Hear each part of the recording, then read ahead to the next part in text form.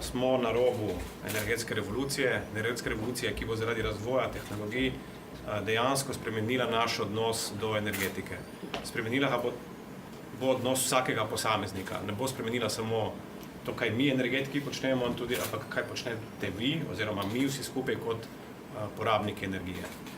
Današnje srečanje, kjer so sicer prisotni predvsem poudarek je na malih proizvajalcih električne energije iz večinoma obnovljivih virov, je eden od takih korakov, kako v bistvu uvesti, če hočete, več demokratizacije v področje energetike. Zakaj demokratizacije? Ker v preteklosti je bil sistem izrazito centralizirano organiziran in tudi voden in upravljan, v bodoče se bo to radikalno spremenilo.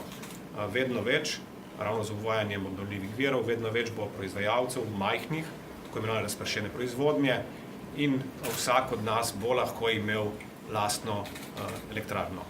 Mogoče to se komu zdi danes utopija, čez 5 let se nam bo zdelo to tako normalno, ko se nam danes zdi, da imamo vsi mobilne telefone. In ravno zaradi tega je ta dialog, organiziran dialog, ki ga vodimo z malimi proizvajalci, tako pomemben. Nenazadnje smo danes povabili tudi Agencijo za energijo, ki je še tudi prisotna, njena direktorica z nami. In recimo en tak zelo pomemben zaključek je, da samo z uvajanjem velike centralizirane podporne sheme, to je to, kar počne vlada, Slovenija nikoli ne bo dosegla svojih ciljev na področju obnovljivih virov energije. Pravi, inštitucija, ki je zadolžena za izvajanje te sheme, to je Agencija za energijo, je danes predvsem potrdila, da z to shemo mi do naših ciljev ne moramo priti. Edini način, da do teh ciljev dejansko pridemo, je z sprostitvijo in zares sprostitvijo vseh ovir na področju mikroelektrarn, ki bojo omogočili, da bo vsak posameznik si lahko danes, če bo hotel, in praktično večina, ki to lahko, si to že želi, lahko postavlja svojo elektrarno. Samo v tem primeru bo Slovenija lahko na tem področju dejansko izpolnila, če hočete, naše civilizacijske ali pa globalne cilje glede ohranjanja planeta.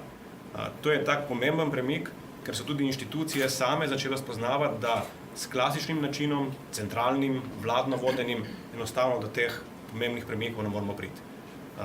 Drugi, tudi pomemben aspekt današnjega dne je, da so se pred približno 12 meseci prišlo do tako imenovanega obrata na nivoju globalnih cen energentov in praktično vsi energenti v svetu so začeli rasti. To ni nujno slaba novica. Zakaj? Zaradi tega, ker s to rastjo cen energentov, se tudi atraktivnost naložb v lastne, na primer sončne elektrarne, samo povečuje. Tako da te dve stvari grejo z roko v roki. Na eni strani spoznanje, če hočete, državnih inštitucij, da je treba to omogočiti, na drugi strani pa tudi še bolj ugodni pogoji za tiste, ki se bojo za take investicije odločili. No in GEN-I orje ledino, tako kakor vedno.